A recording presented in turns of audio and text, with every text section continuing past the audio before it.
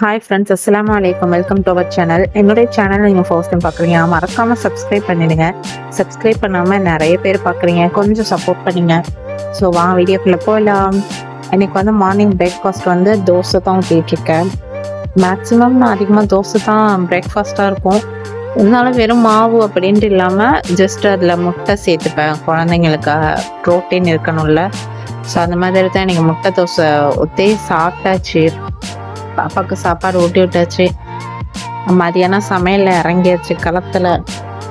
இன்னைக்கு என்ன சமையல்னா, முருங்கைக்காய் போட்டு பச்சை பயிரானமும் அப்புறம் மீன் ஃபிஷ் ஃப்ரையும் முட்டையும் தான்.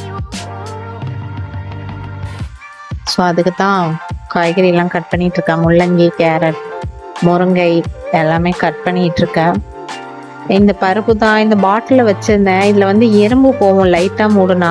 ஸோ அதனால் நான் ரொம்ப டைட்டாக மூடிட்டேன்னா ரொம்ப நேரமாக திறக்க முயற்சி பண்ணுறேன், முடியவே இல்லை. அப்புறமா அந்த பக்கமாக போய் திறந்து அப்படியே கொஞ்சம் கீழெல்லாம் சதறிடுச்சு வேறு. என்னோட ஃபுல் பவரையும் போட்டு திறந்துருக்கேன். அந்த மூடி அந்தளவுக்கு டைட்டாக இருந்துச்சு. ஸோ இந்த பாட்டில் ரொம்பவுமே யூஸ்ஃபுல்லாக இருக்குது, ஏர் டைட்டாகவும் இருக்குது. நான் இதை மீஷோவில் தான் பர்ச்சேஸ் பண்ணியிருந்தேன். உங்களுக்கு வேணும்னா லிங்க்னு கமெண்ட் பண்ணுங்கள், ஷேர் பண்ணுறேன். இந்த பாத்திரத்தையெல்லாம் அப்பப்போ கழுவி வச்சாலே பெரிய வேலை முடிஞ்ச மாதிரி சேர்ந்தா அது ரொம்பவுமே நம்மளுக்கு பெரிய வேலை கொடுத்த மாதிரி இருக்கும். சமைக்கிறது கூட கஷ்டமாக இருக்காது, இந்த பாத்திரம்லாம் சேர்ந்துச்சுன்னா அது ரொம்பவுமே கஷ்டமாக இருக்கும். ஸோ அதனால் அப்பயே கழுவிட்டு மார்னிங் கழுவுனேன். அதுக்கப்புறம் வேலை பார்த்ததுக்கப்புறம் கொஞ்சம், அதுக்கப்புறம் சமையல் முடிஞ்சதுக்கப்புறம் அப்பயும் சேரும். எங்கேருந்துடா சேர்றீங்க அப்படின்ற மாதிரி தான் இருக்கும். பாருங்க எவ்வளோ பருப்பு கொட்டிட்டேன், வேஸ்ட்டாக போச்சு.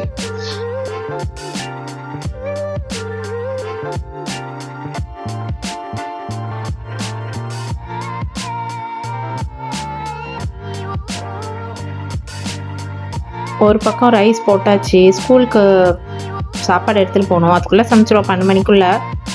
ஸோ முருங்கைக்காய் எல்லா காயும் போட்டு சாம்பார் வச்சுருக்கேன்.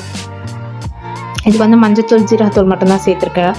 கொஞ்சோண்டு மிளகாத்தூள் சேர்த்தேன். அந்த மிளகாத்தூள் காரத்தையே பொண்ணால் தாங்கல, உரைக்குதுமான்னு சொல்லி தண்ணியாக குடிச்சிட்டு இருந்தாங்க. அந்தளவுக்குலாம் காரம் இல்லை, இருந்தாலும் என் பொண்ணு அப்படி தான். ஸோ அதுக்கப்புறம் மீன் இருந்துச்சு, மீன் மசாலா போட்டு பரட்டி வச்சு அதை பொரிச்சு எடுத்தாச்சு. ஆனால் ஸ்கூலுக்கெல்லாம் எடுத்துகிட்டு போகல, ஜஸ்ட்டு சாம்பாரும் ரைஸும் அப்புறம் அங்கே ஸ்கூலில் முட்டை கொடுப்பாங்கல்ல, அதை வாங்கி ஊட்டி விட்டு வந்தாச்சு. மீன் நைட்டுக்கு வந்தோன்னு தான் கொடுக்கணும் பிள்ளைங்களுக்கு. என் சின்ன பொண்ணு ஸ்கூல் வரலை, வீட்டிலே தான் இருந்தாங்க. அதனால் வீட்டில் அவங்களுக்கு ஊட்டி விட்டாச்சு. ஸோ எனக்கு 1க்கு 2 வேளை அவங்க ஸ்கூலில் போய் ஊட்டி விட்டுட்டு அதுக்கப்புறம் இங்கே ஊட்டணும். எப்போவுமே ஸ்கூலுக்கு சம்டைம்ஸ் அழைச்சிட்டு போயிடுவேன். அழைச்சிட்டு போனேன்னா எனக்கு ஒரே வேலையாக முடிஞ்சிடும். 2 பேருக்கு ஊட்டி விட்டோமா, வந்ததுக்கப்புறம் நான் சாப்பிடுவேன். ஆனால் அவங்க வரலைன்னா தான் பிரச்சனை. ஸோ அவங்களுக்கு பிடிச்ச ஃபேவரட் தேங்காய்பால் ஜூஸையும் தேங்காய்பால் மாம்பழ ஜூஸ் ஊற்றி லஞ்ச் எடுத்துகிட்டு போயாச்சு. இதோட இந்த வீடியோ முடிஞ்சு. நெக்ஸ்ட் வீடியோ பார்ப்போம். இந்த வீடியோ உங்களுக்கு பிடிச்சிருந்தா லைக் அண்ட் ஷேர் பண்ணுங்கள். அப்படியே என் சேனலை சப்ஸ்கிரைப் பண்ணிவிடுங்க. நெக்ஸ்ட் வீடியோ பார்ப்போம். சச்சா.